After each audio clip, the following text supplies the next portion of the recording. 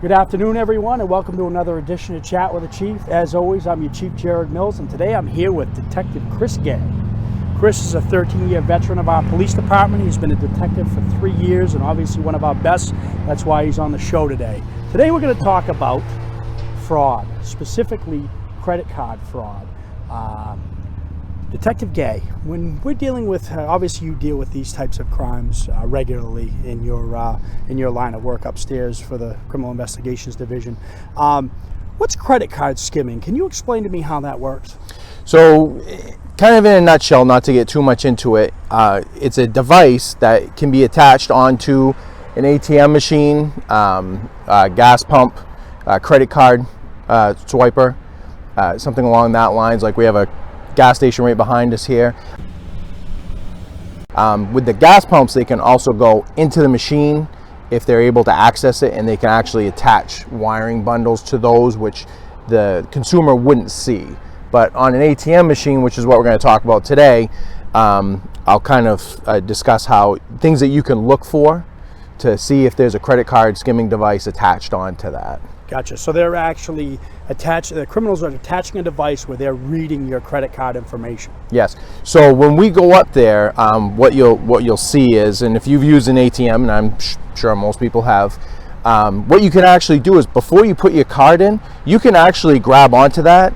If it's the actual skimmer attached to the skimming, the credit card reader, you're not going to do any damage to it or anything like that. If it's a skimming device, they're attached in a manner that the people who are attaching them can remove them quickly, put them on quickly. So if you grabbed onto that and you felt anything move or anything like that, you're going to know there's a skimming device attached onto that. Good to know, and that's obviously because they're on video. They want to be able to put that on real quick and take it off. Exactly. Protection. Exactly. What do you do if you find a skimming device? What does what does someone from the public do when they see something like that? I would say if it's this time of the day, go up, notify the bank, let them know what you found. I wouldn't necessarily remove it or tamper with it, anything beyond what you did when you noticed it. If it's after hours, I would just call your local police department wherever you're at, notify them, and let them take it over from there. Excellent. Thank you very much. Another topic that comes up a lot that we investigate is regular credit card fraud, thefts, that type of thing. And the businesses within our city and throughout the state of Maine really can help us out with our investigations. Is that correct? Yes. Yeah. So tell me, what's some of the techniques that businesses can do, what they can look for some of these criminals going out and committing credit card fraud?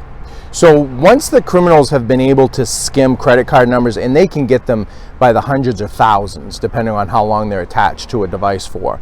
Once they get them, what they do is they can take any kind of a gift card, a Dunkin' Donuts card, anything that has the magnetic strip on the back, and they can transfer that information onto there. So the people who work in businesses, say Best Buy, Home Depot, these big box stores, which we typically see them used at, what they can look for is if the consumer that's buying electronic devices or other gift cards in large monetary amounts, if they're holding a large stack of gift cards, they're having to swipe through them because they're not working, because maybe sometimes the credit card companies have picked up on fraudulent activity and shut it down. So when they're going through repeated cards and things of this nature, the person who's the clerk should be paying attention to this, seeing what they're swiping for a card, seeing what information might be coming up on their display, ask to see the card, ask to see an ID. Excellent. And what should the clerk do once they see something like this?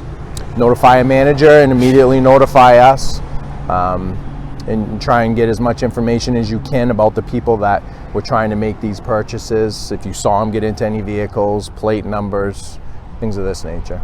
Outstanding, Detective Guay. Great information. That's something we can really use in our day-to-day operations, and hopefully we get this message out.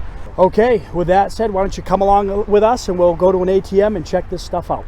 So this is a standard ATM machine. You know, they're pretty much consistent as far as what you're going to be looking for. So this is where your card's going to go in, your card reader. So what I was explaining before is that this is very firmly attached within the machine. So if there was a skimming device on here, it's going to mimic this black area right here. They're going to clip it right through. So what you want to do is just kind of reach in here. You can just give it a little bit of a wiggle, and I can quickly tell there's no skimming device on here. This is all part of the machine.